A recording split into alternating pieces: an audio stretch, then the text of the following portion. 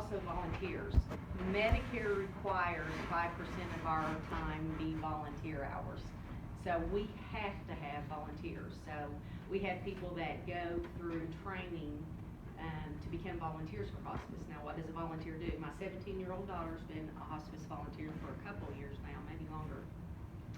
She does a lot of different things. She's helped set up for banquets and clean up after that. She makes something that you people that work at the hospice crack that I make for a lot of the people at the hospital, it's hospice candy. We call it crack because it's addictive. But I take that, she makes that, and I take that to the nurses unit just as a way to say thank you at the hospital. We have volunteers that come to the office and answer the phone. We had volunteers this week make a bunch of food baskets to take to our patients. So that's a big part. And sometimes they go and visit patients. I had an aunt that volunteered for hospice in Richmond, and she was able to cut hair, and she would go and cut this patient's hair at home all the time. So that's a neat service. But it's really fun being part of the team as a nurse. You know, I love it when a patient says, hey, what about, I don't know, what about, will my insurance cover this if I want to go to the podiatrist or whatever? You know, if they've got an insurance question, I can call the social worker and say, hey, they've got some questions. Or maybe the patient says, I think I want to do a living will. How do I do that? I call the social worker and say, hey, can you talk to this patient about doing a living will? So it's really good. As you can imagine, as people are dying or have been told that they're going to die very shortly, a lot of things start running through your mind. I had a lady yesterday who has been the caregiver for her husband for 20 years.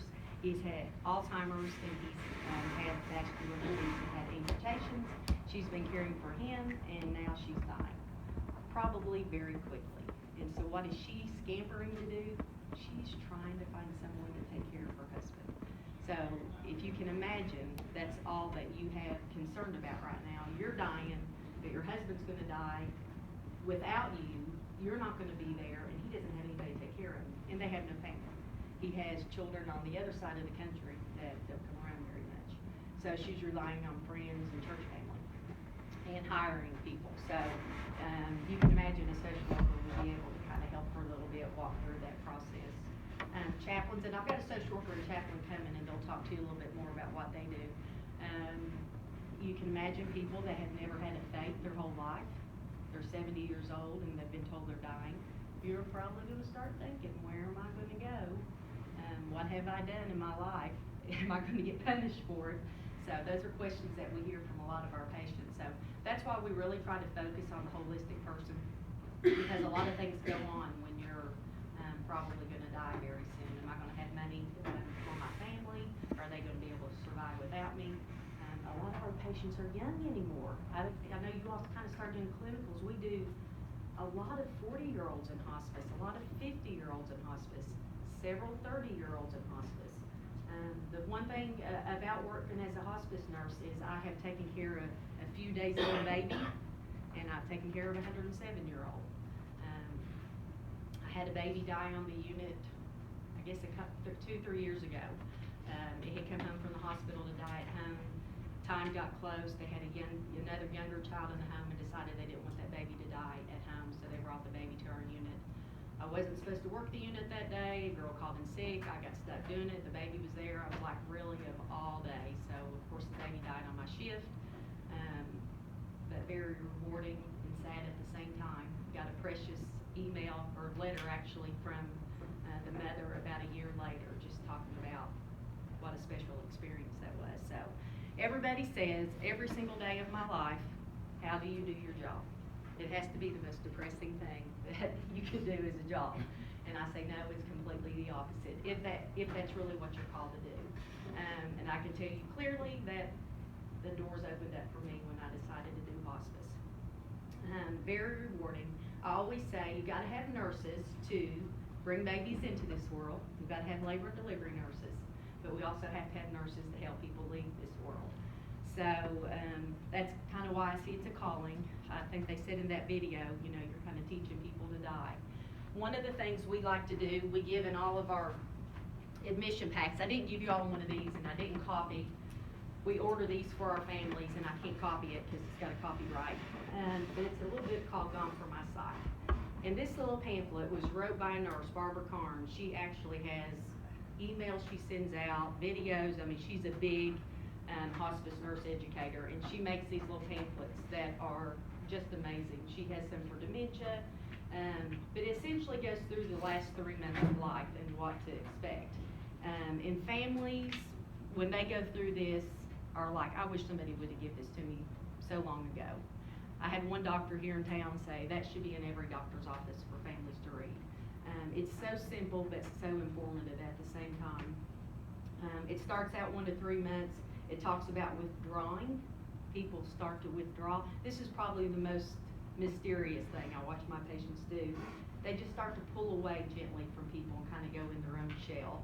So these first pages are all about withdrawal, how people start to withdraw. Then it talks about how they start not wanting as much food to eat and drink as they normally do. I actually put on the right-hand side in the back, there's a handout there titled Food and Water. This is probably the #1 thing that you hear as a hospice nurse. Why is my loved one not eating or drinking? Is it starved to death? What are we going to do? This is a good little education tool we do with our families on how the body's just natural resistance is not, it's kind of like when you have the flu or a viral infection. Somebody mentions, don't you want something to eat? You're like, oh gosh, please don't mention anything to eat. I can't even stand the thought of it. It's kind of the same concept. Your body is shutting down, and I always tell people this has been going on since the beginning of time. This is the way things slow down. So patients, always tell them your expectations change. They're not going to eat a plate of food. They're not going to drink a whole thing of water. They may not drink that in 3 days. But small sips and 1 or 2 bites, that's realistic to expect from a lot of patients. Then this book goes to 1 to 2 weeks prior to death. It talks about disorientation, how they can sometimes become disoriented. Then it talks about physical changes. Blood pressure usually gets lower, heart rate usually goes up, body temperature can fluctuate between hot and cold. Sometimes they sweat more, sometimes the skin color changes colors and it'll become flushed. Sometimes the breathing changes. You all will learn more about this seeing patients have apnea where they stop breathing for several seconds at a time. There's a pattern called Shane-Stokes breathing that patients have. They'll have apnea and stop, and then they'll kind of pant a little bit, and then they'll stop again. And then it goes down to 1 to 2 days to hours prior to death. And then you start seeing sometimes they have a surge of energy. Sometimes they can have restlessness, which is really hard to manage. We call it terminal restlessness. Just constantly, picking and pulling at sheets and taking their clothes off and pulling their oxygen off. Breathing patterns can become irregular. Congestion can be very loud. If you all have ever been around somebody dying, they'll have a lot of times what we call the death rattle. Not everybody has that, but it can get very loud sometimes. Eyes may be open or semi-open, but they're not seeing. The eyesight is actually one of the first senses to go. Hearing's the last. Hands and feet can become a purplish blue color. Generally, a person becomes non-responsive. So that kind of goes through those, and there's some other things in there too, but really helps pull it together for families. They'll say, I've seen some of this stuff before. I read about that, and it is true. That's what's going on. So we actually put these in all of our admission packs. I tell families, I want you to look at this as early as you can. I don't want you to wait till the very end and pull that blue book out. And I've had some people say, oh, I'm afraid to read it. And I'm like, no, it's easy. You'll enjoy it, and you'll get a lot out of it if you can look over it. So this is one of our #1 teaching tools that we use with our families. So very, very important. One of the neat things about being a hospice nurse, there's so many options to do. I started out as case manager. What does that mean? I know you all hear the term case manager at the hospital. A case manager for hospice is an RN that has a team of patients, generally in one area. Like we've got, 3 or 4 in Pulaski County. Then we have a Macquarie County nurse, a Wayne County nurse, Cumberland, Russell, Casey. We've got some of the nurses that kind of share path counties, that kind of thing. But say I've got 12 patients of mine. Those patients of mine, I am to take care of seeing that week. Some patients I may see 1 time a week. Some patients I may see twice a week. I may have a patient who's really, really bad that I'm seeing almost every day a week. So my job as a case manager is to schedule those visits every week to make sure those patients are taken care of. After I did case management, I did on-call. Like Nina was talking about a while ago, being on call 24/7, that's something that's really important with hospice patients because fevers go up at night, restlessness gets worse at night, pain sometimes gets worse at night. So I tell families everything happens at night and on the weekends. Same thing if you got a baby, that's the way it always happens. So we get a lot of phone calls after hours and on weekends. So we have to have on-call people. So I did on-call for weekends for years, starting on Friday evening till Monday morning. I was on-call during the weekend. I've also been on-call during the week. We've got an on-call nurse now. Darren, do you know Darren Gaskins? He works at the for a long time. He does it Monday through Thursday night for us. So he starts at 5 o'clock in the evening and goes till 8 o'clock the next morning on call for patients that pass away or have symptom management issues. He makes a lot of visits at night to help with that. So I did that for years. When we opened the unit at the hospital, it'll be 6 years in February. We opened a hospice unit at the hospital, which has been a huge blessing. We're not owned by the hospital, we just lease that space from the hospital. So it's all our hospice nurses that work up there. So I helped get that going and manage that for a while. Now I'm mainly doing what's called the hospital liaison position, where I'm kind of bridging between hospice and the hospital here. They're a huge referral source for us, as you can imagine, with all the floors and patients that they have there. A lot of sick people, a lot of ICUs, and get a lot of referrals from the hospital. So I spend my days over there every day talking to people and either getting them set up to go home with hospice or transitioning up to the hospice unit.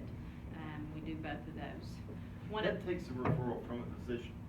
Yes. A nurse can't call and say, Lydia. Actually, they can. Yeah, I get a lot of nurses that will call me and say they've kind of been talking to the patient on their own, and the patient has some questions about hospice. Can I come and answer their questions? That's no problem. I can go talk to anybody. Same thing with neighbors. Sometimes neighbors call our office and say, my neighbor needs help. They've got cancer. We can talk to them. Now, to admit them into hospice, we'll call the physician. But I can go and talk to anybody. I do that actually quite a bit. I get phone calls every day from people in the community that want to talk to me, about how this works and what we need to do. So that's one thing. We have volunteer coordinators. We have community liaison people. It takes a lot of people to get the word out there, especially Nina was talking about late referrals. Really hard for us, as you can imagine. One of the most rewarding things as a hospice nurse is to have somebody for 4, 5, 6 months in hospice care. You're in that home every week. You're celebrating birthdays and anniversaries and birth of babies and weddings with that family. You really become almost like a family member. You really do. I can name patients right now that I've been honorary pallbearer for at funerals because you literally become like family with them. And that's one of the most rewarding experiences, is to be able to do that. And just, they will literally include you almost like family when you go through an experience like that. You go through a lot of tender moments with families. You see families at bedsides telling stories as the loved one's dying. I had a lady one time that sat at her husband's bed, and he was young, and told one story after the other. Remember when our daughter learned to play basketball, and she was upset when she couldn't do a layup, and remember when we went on our first day and your car broke down, and remember on our honeymoon, and she went through story after story as he was taking his last breaths, and kept her composure that whole time because she wanted him to hear those stories as he was dying. So being in those tender moments, I can't tell you what an experience that is. It really is. You really take it to heart. And that's one of the things that I enjoy about being hospice nurses. As morbid as that may sound, it helps me realize what's important in life. Redecorating my house isn't quite as important, as spending time with my family. So that's very beneficial. Let's see, what other questions, y'all? One of the questions I get from a lot of people is, hey Greg, do you have to be a DNR to be a hospice patient? So a DNR is a do not resuscitate. If you're a home patient with hospice, we give you a choice. Do you want to be a DNR or not? One of the reasons we do that, is sometimes we get patients that have such a new diagnosis, they've not processed everything yet, and are not quite ready to make that decision. So we give them a choice at home of being a DNR or not. Most of our patients do end up being DNRs, and we have a few every once in a while that want to be coded, but most all of our patients do end up being DNRs. On the hospice unit, at the hospital, you do have to be a DNR. And the reason we do that is we're in a hospital setting and we don't call codes on our unit. So we don't put people on life support there. So to come up to the unit, you do have to be a DNR. Yeah, but our home patients, that's one of the things that the social workers will work with our families with, is helping them process what they want and don't want. Yeah. What other questions y'all have about nursing with hospice? About like feeding tubes and Yep. stuff, and I know on our unit a lot of times sometimes it can come up to be an issue because the family wants them to have a feeding tube, but a lot of times they want to take that before they take them to the hospice unit. How does that work? We do not put in feeding tubes. Like if we have a hospice patient and they decide they want a peg tube, we will not pay to have that done. Now, if I get a referral on a patient who already has a feeding tube, then yes, we will continue those tube feedings. So if I get one from the ICU that maybe has a DOPOF in, we can continue that. It takes a lot of education with those patients. One, DOPOFs are not permanent feeding tubes. It's very hard to keep those open and patent and, give them medicines in them and that kind of thing. The other thing related to this food and water handout is you really see artificial fluids and feedings work against the patient instead of for a patient during end of life. You see patients pull that fluid in their arms and legs. You start hearing that congestion build up in their lungs. So it takes a lot of education. One of the things you learn as a hospice nurse is that different things are important to different people. So you really kind of have to work with a lot of these people on their wishes and what's important to them. A lot of times with education, a lot of people out there have no medical knowledge at all. I mean, absolutely none. That's one thing I'm thankful about. There's several medical people in my family, and I'm really thankful for that. Because it's hard when these people they're like, I've never had a loved one in the hospital. I've never had a loved one sick. They don't know anything going on. So literally everything a doctor suggests or says we can do, they're like, yeah, that's fine. If that's what you think we should do, they don't know to ask questions or anything. So once you explain that a lot of times, it really makes all the difference in the world. But yes, we do take patients with feeding tubes and continue those, yeah. In the home, you all have a lot of narcotics. Has that ever been an issue? Every single day. Didn't used to be. Like I said, I mean, Greg's done this longer than I have. I've done it since '94, and Greg, when'd you start? 60s, 70s? Yeah, so anyways, a lot longer, but and Greg will say this too. Used to be very few and far between. We didn't have that come up very much at all. Medicines missing and stolen and all that kind of stuff. A lot more frequent now. We actually have in our admit packet a medication management agreement that we sign with the patient and family saying that these medicines are going to be used for what they're intended for the patient purposes only. We kind of have a 3 strikes rule. If you have it disappear once, twice, third time, we have the right to discharge you. So that's actually a contract we do with the families. Nurse counts medicines when she goes and reorders. We usually don't do more than 2 weeks supply of medications because of that. So, yeah. I'm going to let Greg and Laura. Greg's one of our chaplains. Laura's one of our social